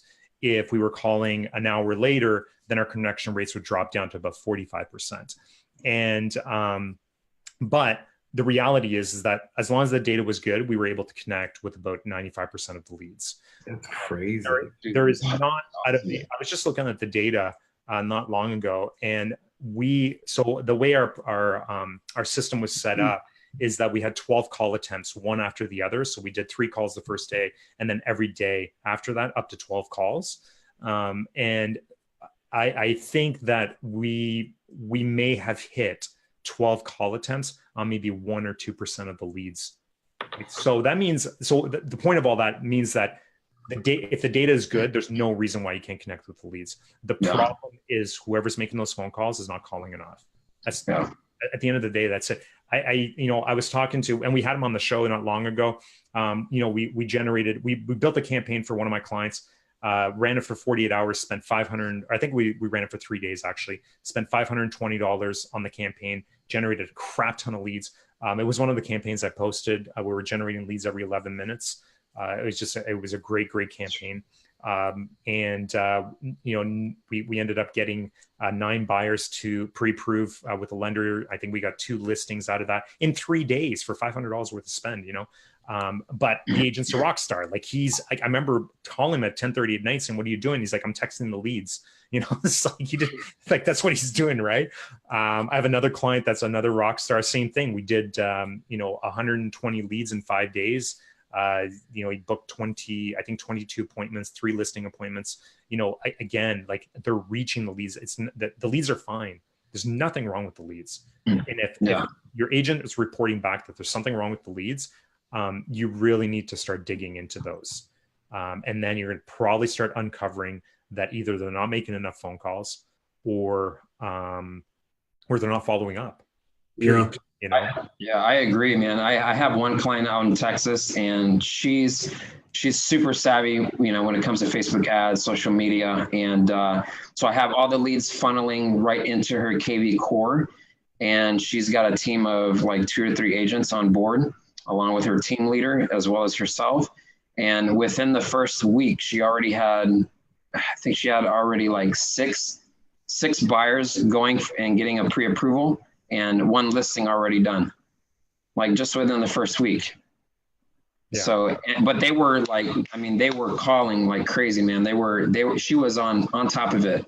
So yeah, I think it has a lot to do with the agent too, man. Those rockstar clients are freaking awesome. Yeah, absolutely. I just met, not just, but about a few months back, I met a team, and they were the number 1 team of the city. And I was talking to one of their inside sales agents. So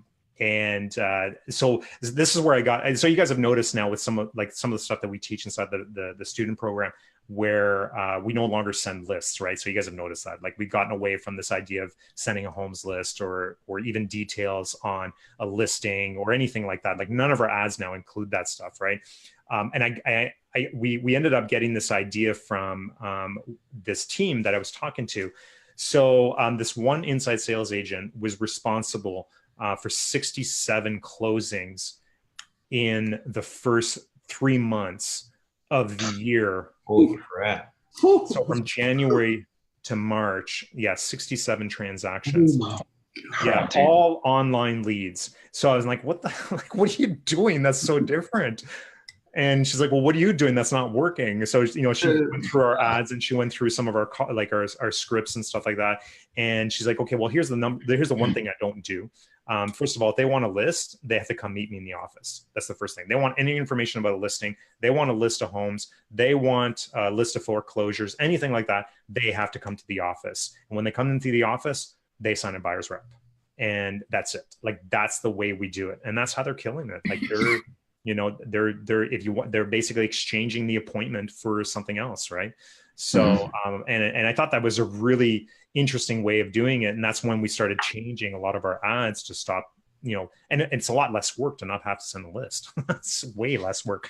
Right. So now we work with our clients and we coach them on, okay, well, listen, get them in for the appointment and try to book that appointment. If they want a list, bring them in so that you can show them the list. And then when they're in there, you can now build that rapport, get them to sign that buyer's rep, or whatever else you need to do. Right. So. Yeah. No, I've also found that a lot of agents, I don't know if you guys have found it or not, but like some of them will just, especially when you're talking to them about the online leads and whatnot, just like, especially setting those expectations of you really shouldn't be expecting to close a bunch of leads at first. You should just be expecting to build up a database.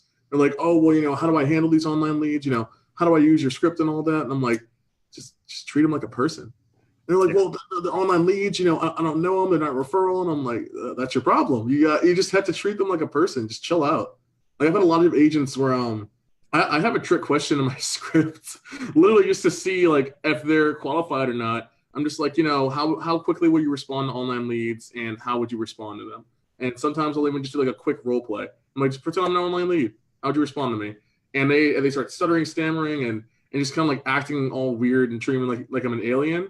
I'm just like, not a good fit. That's really interesting that you do role playing with your clients. I love that. Yeah, I mean, like, ever since taking the course, I was like, let me really narrow down on or hammer down at least like on pre-qualification, because I'm like, I don't want to work with someone who's just like not a good fit. And for me, at least, I really value putting good agents in front of people, because I'm sure you guys know the statistics, but like 72% of agents or 72% of people work with the first agent they see. So I'm like, I don't want to put a trash agent in front of you, or someone who, like yesterday, I got on a call with a guy. He has plenty of money. I know for a fact he could afford me, but he failed my first trick question. And I was just like, what's your motivation for your goals? And he was just like, oh, money. And I just paused for like a good 15 seconds. I learned it from Sam Oven's course, just shutting up. And I was like, anything else? He was like, no, just the money. And I was like, oh, what about your customer service, client satisfaction? He was like, oh yeah, that too. And I was just like, well, that too. At least being honest, right? I was like, at least being honest. I give him that. But I was like, come on, man. I'm trying to put people in front of you so you're getting more referrals and getting more business, not because you want their money. So you turn him down? What's that? Did you turn him down? Yeah, I took this from me, Shane, and Matt's coaching call, actually, having a discovery call rather than rushing into it and building more rapport. I mean, because I told him, I was like, if you're a good fit, we'll schedule another call, all that kind of stuff. We'll go over packages. That's so huge. That's huge. Like, it's huge. I was messing that up big time, because one of the common issues I had was just pricing. It was just people it wasn't even really pricing. It was just people not being comfortable with paying me that much, because they didn't know me from a hole in the wall. Yeah. From a Facebook message, or me sending them gifts and bothering them. Yeah. And I mean, like, the guy, he was just like, so, he's like, I'm busy, but when can we reschedule our next call? I was like, we're not. And he was just like, well, what do you mean we're not? And I was like, you're not a good fit. And he's just like, why? And I was like, you're just not. I don't think we work well together, man. I was like, I wish you the best of luck, but I really don't think we work well together. And he was just like, well, he was like, I don't have time for this anyway. And I was like, well, you got on the phone for 30 minutes. So. Yeah, that's just like one thing when you switch it from like asking for their business and you feel like you got all this pressure, like literally what really helped me was things that I've learned, from Shane and talking to other people who do the marketing. Don't make it like, just like literally interview them for the job. Like you're interviewing them, like you want them to be a good fit for you. Because if you're miserable with them and they don't know how to follow up, like one thing I always ask is how many times do you follow up on leads before you give up? Because first person I ever worked with was telling me that I had crappy leads. He paid, I think it was like, this is like when I first started, I was so pissed off, but he was paid like $300 or $400 for 3 leads on Zillow. And I got him 20 leads for less than $100. And I told him, how many times did you call him? He's like, well, I usually call him 2 or 3 times and I drop him in an email campaign. I'm like, well, no wonder no one freaking bought from you, dude. Like it's you get asked those questions, like how many times you call, and then, doing that role play, which is really cool, which I'll probably start doing because it's like, that'll throw them for a whirl because they think they're trying to fact find you and see if you're awesome. You're like, nah, dude, like I'm interviewing you, fool. Like let's do some role play right now, A good question to have. You might want to do the role playing after they sign. You might not want to do that on your discovery calls because you might lose that client. No. Right? I mean, I will say a really good thing to add in there for pre-qualification as well is just like, I don't know if you guys do it, but ask them why they aren't doing it or what's stopping them from doing it themselves. And this is the most fun question in the world, just because once again, my personality. And as someone's like, oh, well, nothing's really stopping me. I'm like, okay, well, this call's over then. And they're like, wait, what? And I'm just like, well, nothing's stopping you from doing this. So just, go ahead and do it. You have the tools out there. You can Google everything. You can find everything. And it's like, well, I do want to hear your offer. I'm like, well, I mean, you said nothing's stopping you from doing it. I'm just an asshole on the phone, man. I'm just I think again, you sort of have that attitude where it's like, okay, well, like I'm not losing sleep, man. Yeah. You just, I snore. I think a lot of people get hung up on that too, right? Like when they're doing a lot of prospecting and stuff like that, I know that I've gotten hung up on that, but that's because I've really pinpointed specific clients I want to work with.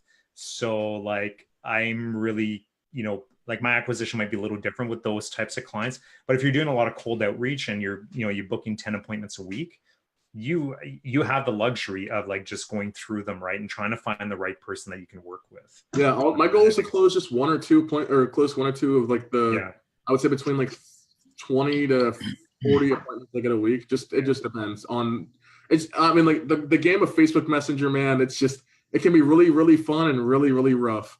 Like someday, and then I had to remind myself, just like you said, just getting hung up on like working with certain people. Like there's been plenty of people who I've reached out to and I've melded with perfectly. Like I didn't close them, or it's in purgatory. It's a closed purgatory, and I'm just like, or if they tell me no, it just like breaks my heart for a second. And I'm just like, oh, wait a second. I'm like, I'll be snoring tonight. I'm like, I'm gonna be snoring all night in a minute. My girlfriend's gonna punch me in the face when I'm snoring. I'm not gonna be hurt by this. You're a funny guy, Gary. You're a funny guy. I'm glad I got you on here. I try, man. I used to want to be a stand-up comedian. Then I didn't. Oh, hey, you and Matt should get together. You would kill it. No, man. I don't want the tomatoes thrown at me. Did you see Matt's video? He was a stand-up, eh? I think you guys must have seen this, Christian. Oh, yeah. It was posted inside the group. Just look up, like, search comedian or something. Or just go on YouTube, search Matt Kramer. For everybody that's watching, if you want to see Matt Kramer do his stand-up comedy bit, he's actually pretty good. I didn't even know that. Yeah. I need to go learn from him. Yeah. Just Matt, I need you to DM me. Yeah. It's awesome. I think the guy's hilarious. Anyways, but he decided to chime in here. What did like? I just put a hashtag. Yeah. I was interviewing you, fool. See if you have any more Matt, questions. go ahead and shoot me a DM so I can be funnier. So Travis says, wait, are you not running Homes List anymore? No, we're still running Homes List. We're just not, well, for me anyways, we're just not promising a Homes List. So the ads no longer, like the call to action in the ads used to be like, click to learn more to download or to get access to your Homes List, or, click the download button to get access to your Homes List or whatever. We don't do that anymore. The call to actions changed a little bit to, it's more like, click the learn more button now to get priority access to the best deals in the city or something like that. And I posted examples inside of the the group as well. So, but we're just getting away from this idea of sending homes lists because we want the agents to qualify the leads, and the agents have the capability of sending out custom lists. So there's really no point in us putting up a ton of work into. Remember this, Christian, when we used to build those PDF files? Yeah, dude. Like these big PDF files of list of homes. It's like all that work, and it's like you don't have to do that anymore, right? So I don't know, Daniel, what do you do? I just run your foreclosure ad. That's it, man. Oh yeah. That foreclosure ad is just a beautiful, beautiful thing. I've gotten way too many messages just from seeing the results I've gotten for a foreclosure one. I think I mentioned earlier, but I got 50 leads for a brand new client in the first 2 days of working with her. And she was mind blown. She was like, holy shit, I just called my lender. We had to go and call all these leads. We had to follow up with them. I'm taking notes on everything.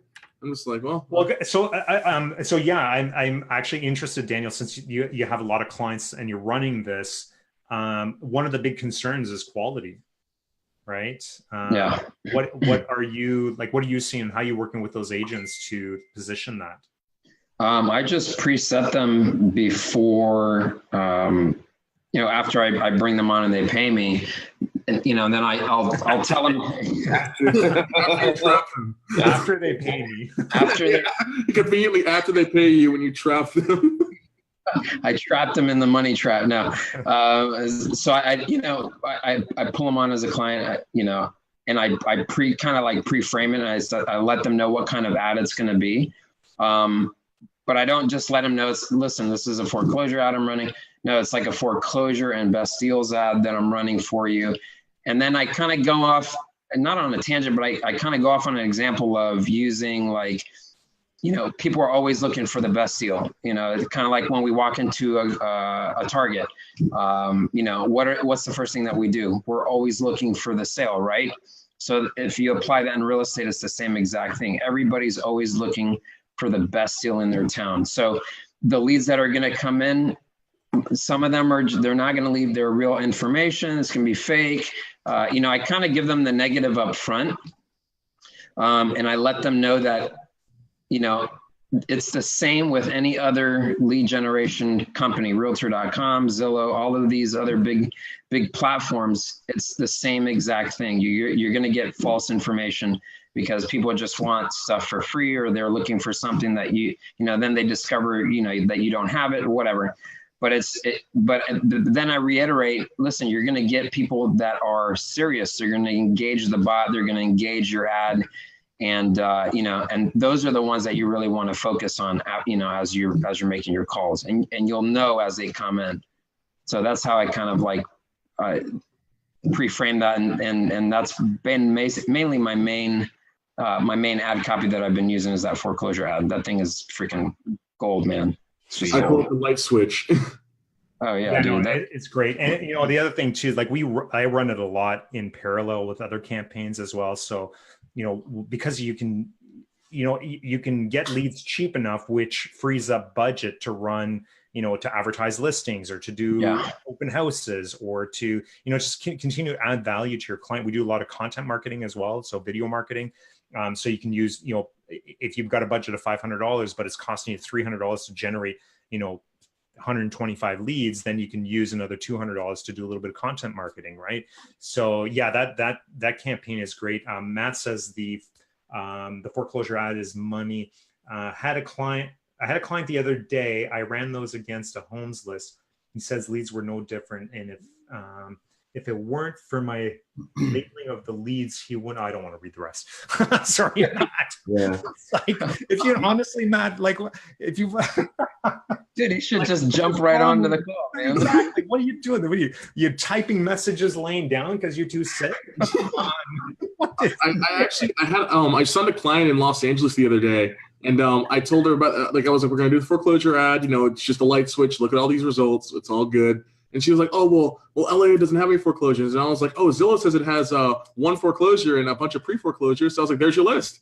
It's it doesn't matter. I think that part of it is, and this is key to the masterclass is really the modification to that script. Yeah, it's just that modification. Yeah, when you modify the script, that's the only way you can well, it's not the only way, but it's one of the ways that you can convert these into an actual that makes sense, right? Yeah. What's really interesting. So I just had a conversation with a client a couple days ago. So we've been struggling with this one. I had been struggling with this one client, and it's been up and down constantly. We've had this relationship with the client for 9 months now. And leads are coming in. They're super expensive because the offers they're giving us are, they don't want us to target specific areas, and they want us to do these $1 million listings and whatever, right? So I'm having a conversation like, listen, I was telling him, listen, I'm struggling. Like the leads are $10, $15, $20 sometimes. Like we've got to do something else, like especially if you're complaining, that you're not getting enough leads. And I'm like, I have this campaign that, because I was a little nervous about, they're doing 1,200 listings a year or 1,200 deals a year. And so they're a good sized client. I didn't really know how they'd react to it. And so I said, well, we're running this foreclosure campaign. He's like the foreclosure stuff I used to do on Craigslist. I'm like, yeah. He says, yeah, that stuff was so awesome. Like the client was super excited. They just stopped doing it because it just, he's like, but yeah, I used to do this on Craigslist. And then I bring him into the office and then I'd sell them on, a different listing. I know how to do this stuff. I built my entire career on these types of campaigns. So let's run it. So we like our leads finally came down from $15. We're doing leads now for about $2 a lead. And he's just loving them. Right. So, and they've got a big budget of $2,500 a month. So they're going to, they've got a small team. And so that's been, and I've got to say, I cannot take the credit for that. The genius behind that campaign and the modifications to the scripts and a lot of the other things that, especially on the conversion side of things, Matt's been a big help with a lot of that stuff. And Matt's been testing us some pretty cool stuff. And we've been talking about some other types of campaigns. So for obviously for you guys that are part of the course, you guys will be able to see some of that stuff. We've got some cool seller stuff coming out. I think we're going to start testing. So that's going to be kind of fun. Yeah, I was about to ask what seller stuff we were going to be getting in the course, because I am ready for it. Well, you don't need it. That's not. I don't know. I get it. I 100% get. Do you guys I can show you a spreadsheet, right? Like, do you guys not see the stuff I post on my profile? Well, yeah. Remember, I got on the phone with Shane the other day, and I asked him the same thing. I'm like, what, like for sellers, and but like the other day we got a lead through the foreclosure ad that's a seller, but he needs to buy a home and needs to sell his house as well, and he's in the price range of 250, 300K from a foreclosure ad. We just closed. We just booked another listing appointment today. Again, from it's not the foreclosure stuff. It's a homeless campaign. But it seems like they come in, they're there. So again, and we talk about this inside the course, but build out your audiences so that you can start you can start capturing those homeowners, and then you can start building out your lookalike audiences down the road. Because now with some of our audiences, we're getting in 65% homeowners, 60% homeowners. That's awesome, man. Gary, I'm happy to give you some campaigns to get you $10, $15, $20 leads for sellers if you want to go back to that. Oh, that lead cost is, that makes me allergic. That reminds me of the old days. It's absolutely possible. And then, you got to get some budget. Like if you want to do seller leads, here's what you need to do. You have to charge more. That's at the end of the day, that's time consuming. It's just super time consuming. Yeah.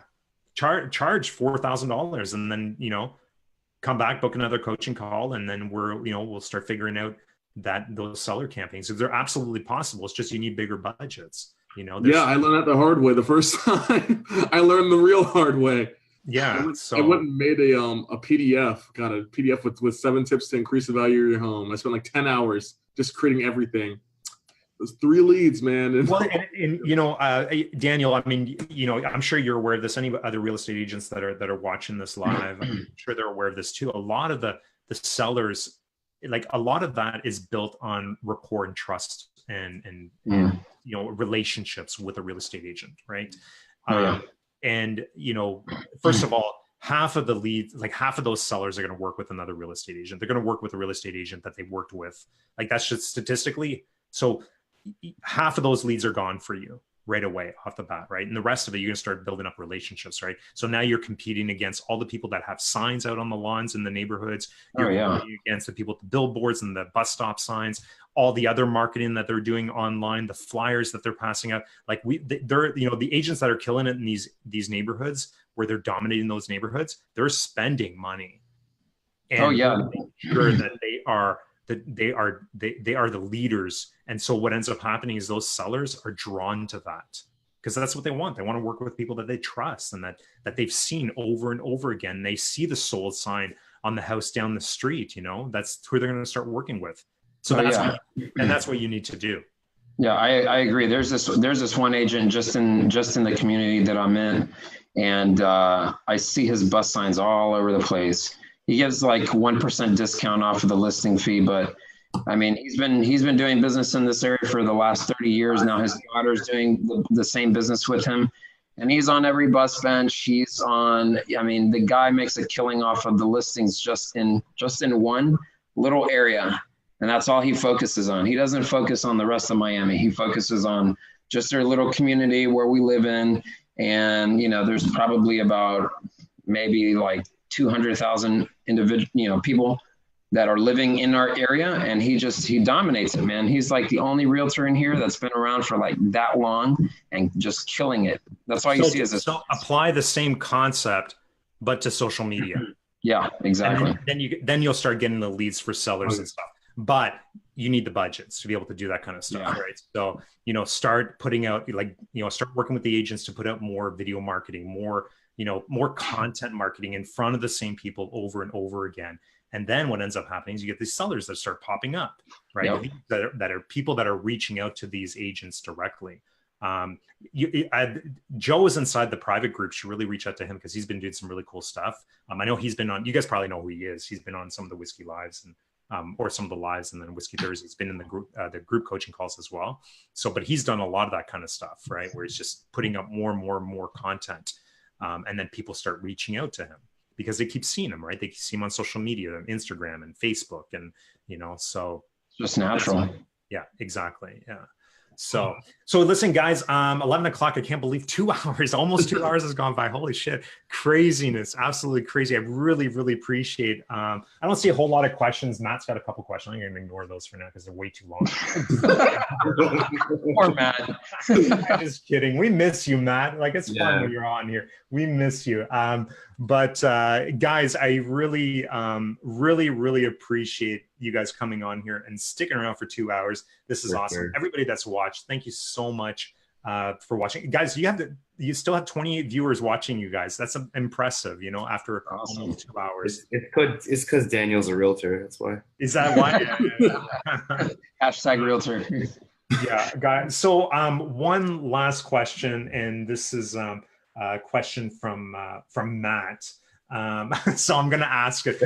Matt, I wrote down your question because I know you asked it at the beginning. So he asks, what has made the biggest difference in your success from when you were making nothing to where you are today? We all yeah, go ahead, Christian. Okay. So I'd say, I mean, just looking back at this month, I don't know if that's to disclose figures or anything, but like this has been personally the best month I've ever had, like bringing in like my own money. Because typically, you know, you're working as a marketer, you usually have a full-time job and you try to do this on the side, right? And so I used to do roofing, you know, and I'd work for like $13 an hour, and I'm climbing like tall ladders and risking my life and sliding. I've literally fallen through holes like in roofs and almost died. Like, you know, so like going from working like hard labor all the time to doing marketing, like it's crazy, right? But essentially I was trying to do that and market at the same time. But, you know, this month personally, the biggest change was the group. It was, to me, it's the confidence, right? So what it gave me was the ability to be confident in giving results, right? So because even if I've never done, you know, this past couple months were the first months that I've been able to generate hundreds of leads, you know, not 20 or, you know, I used to think 10 leads was a big deal, dude. When I first started, I remember I was so like cocky as I walk in this appointment. I'm like, yo, if I could generate you 10 leads, you know, how many can you close? you know, and now we're generating, you know, hundreds of leads. And it's like, it's not just the leads though. Like you guys are not just like, all three of you are part of the student program, right? So, but it's not just the lead. Like you guys are like, I mean, Gary, you're doing coaching calls now with your clients and role playing. You know, Christian, you understand the conversion side of everything and the scripts and everything the agents need to do in order to convert those leads, that those hundreds and hundreds of leads that they're getting. And you know now how to set those right expectations, how to help them convert those leads, how to work into their CRM systems and things like that, right?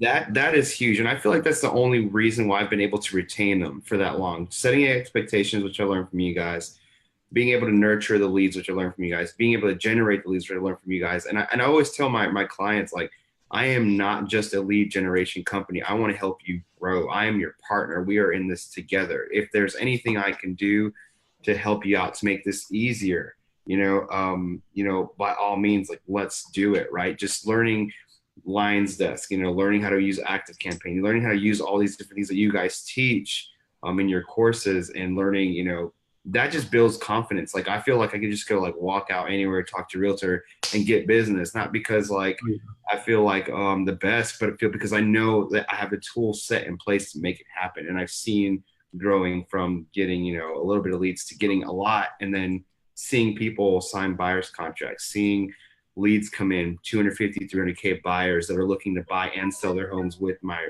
realtor. Like, you would ask me like a year ago when I first met Shane, when I was asking him about my ad, like, I wouldn't believe you, man. But like, just being a part of this, like, even if you're just starting, like, if you were to listen to Shane and Matt and all these studs that are on here right now, and the people that are helping you support, like, if you literally just invest time in this group, invest time in yourself, obviously learn and grow and implement what these guys are teaching, like, it doesn't have to take you 2 years. It could literally take you 30 days. I'm serious. It's even less than that. It's just like up here, like time, like people are like, well, there's no way I can make this amount of money in a day. And like, I used to be that guy. Right. But like, it's just, to me, probably the confidence, the ability to coach the clients and teach them and set the expectations you guys teach us. Just, you know, it's a lot of different things, man. I don't know. I could go on, but let them answer. I'm going to shut up now. I mean, I told Shane and Matt on the call, and like, one of the things for me was I'd never been the kind of person, because, you know, everyone was a guru, everyone was selling a $1,000 course and all this kind of stuff, and the hippity hoppity, all that kind of crazy stuff. And I was just like, you know, I'm not going to go drop $1,000 on a course that I don't even know if it's going to work or whatever. And that's definitely what, I mean, I've been doing this for over a year, but that's what held me back significantly from making what I wanted to make and doing what I wanted to do. And then I finally was like, you know, Shane and Matt's course has way too much value. Way too much value for the price. I was like, I literally just got a credit card purely so I could buy the course. And I was like, I mean, now this is what you have to find. You have to find clients that do this, right? It's like, you basically you have to demonstrate how much value you can provide to a client, to a real estate agent, so that they go out and they find the money, right? Because I've had clients do that. I've had clients go out and get loans to pay for our services. That's crazy. Yeah, I mean, like, but in the exact same way that you did it, Gary, you went out and found the money to invest in yourself, and real estate agents, are at least, you know, smart ones that want to build their businesses and grow and understand that it's an investment, will also do that. You just have to. I mean, full disclosure, I mean, like, I spent the money on the course and went and made $2,200 in the past week, and I was like, holy shit, that's more than I've made, you know, on monthly retainers. That's awesome. Well, congratulations. And yeah, I mean, I'm assuming, like, if you, like, what's your answer? Like, going, you know, what was the one big difference for you in what you're doing, Gary, that allowed you to go from 0 to where you're at today? It was definitely just providing value. I was trying to sell Facebook ads, like just the Facebook ads, for like $1,000 because I'd seen everyone else doing it. Little did I realize that realtors are very much so value people. They are going to hunt down that value. And if it's not there, they're usually not going to pay for it, unless it's Zillow, because, Zillow is the greatest thing since sliced bread and peanut butter. But I mean, I was just like, you know, taking the course and the program, just got the foundations right. And once I had the foundations in place, and also with you guys' coaching call the other day where you grilled me in the best way possible, I mean, it's made a huge difference, because I'm just like, you know, here's all this value stacking. you're missing out on all this stuff if you're not doing it. And if you want to go ahead and learn it, then go ahead, waste your money, boost posts. Go boost your post for $5 a day and hope that you'll get 2 likes off of it, and those likes will turn into clients. There's a big difference for you too. Like I know on our coaching call, like the way you were positioning your services, which was, a certain amount for Facebook and then a certain amount towards the ads. And you weren't actually building up that value stack, right, for your client. That got me rejected so many times. And Shannon Mack literally gave me the same objection that other people had given me, and I was like, they're giving me the objection. Then now I see why other people are. Yeah. And changing that has drastically made a difference and just made me more confident with it. Well, I'm excited to see what happens in the next few months for you. I mean, you have clients now, but I think it's going to be interesting to see what happens in the 3 months or 6 months, Gary. So let's. I want that 6 figures. That's the goal. That's the goal for every marketer. Yeah. But I want that 10K. So Daniel, how about you? Oh, you're mute. Oh, Dan, you're muted. Man, sorry about that. So I think for me, there's a couple of things that kind of fall into place, but I think one of the biggest things for me is I'm constantly asking questions. I'm constantly reaching out inside the group, not only in the, not just in the regular group that you guys got, but also in the beta. And I spent a lot of time going through the group and looking at other people's questions, reading everybody's answers and just kind of picking from that and applying it. So, I mean, that's been the biggest thing for me is just basically not just going through the modules and whatnot, but just going through the groups and looking at the different questions and asking questions myself and doing that. Another thing that was a really big change for me was for the last 3 years, I actually opened up and ran a digital marketing department inside of a company. And so I did that for the last 3 years. And it just got to the point where it was the same thing over and over and over and over again while I was still working my real estate business. And I just felt that I needed to change, just kind of leave that behind. And when I did that, it really exploded my business. I mean, I was able to have a lot more free time to do what I needed to do and just kind of scale from there. So those 2 things have been, I think, one of the biggest key points in allowing me to grow and just kind of going from where I was when I first started, to where I am today. That's awesome, guys. Well, thanks for sharing that. I'm going to answer the question for fun because I think one of the big things that's allowed me, and I think this can apply to real estate agents, to agency owners. Number one, stick with it. Whatever you're doing, stick with it. If it's not working, tweak it a little bit, but it does work, right? Whatever you're doing will work. If you're a real estate agent, there are tons of successful real estate agents out there. Stick with it. If you're a digital marketer, if you're doing, agency stuff, stick with it, right? But don't lose sight of what's important, which is getting sales. That's a big thing. You got to get customers. Don't get so hung up on the technical side of things, right? You really do. You need those sales. So, one of the big things for me was just sticking with them. I started this, I met Christian a couple of years ago. And in fact, there's a ton of people inside the group here that I've known for a couple of years. And there's been so many times where I've just wanted to give up. It's not an easy industry to work in. It's tough, but the more you work in it, the more relationships you build, the more opportunities start to open up for you. Yeah. So, that's definitely a big one for me. Focus was another one, just staying focused on what you're doing. I basically niched down right away into the real estate industry, probably within the first couple of months. I loved it. It made sense because a lot of our friends and family, my wife was a real estate agent. So it just made sense to work inside this industry. But I think it's made a world of a difference because I've been able to learn everything about it, right? And I've been able to, meet more people inside of the same industry and then get referrals and just keep building that up, building that business. So, focus was another big one. But I think one of the big things that has really helped out is being showing empathy, being honest, and being genuine. And that's been a huge, like even with our customers, you know, I always see this, like, I see these comments inside the group a lot. And it's like, well, you know, do I give access to the ads to my clients? Do I show them the ads? Do I show them the numbers? All these other, it's like, yeah, be transparent. Who cares? It's like, you know, be honest about what you're doing. Don't, you know, like, you're not here to rip people off. You're here to build relationships. You're here to build, you know, these long-term relationships with these clients so that they stick around for 6 months or a year or 2 years, right? And so there's that part of it from our agency side of it. But the other side of it is on from the groups and the marketers and, you know, our courses and all this stuff. Like, the people that buy our courses now are the same people that bought courses from us 6 months ago.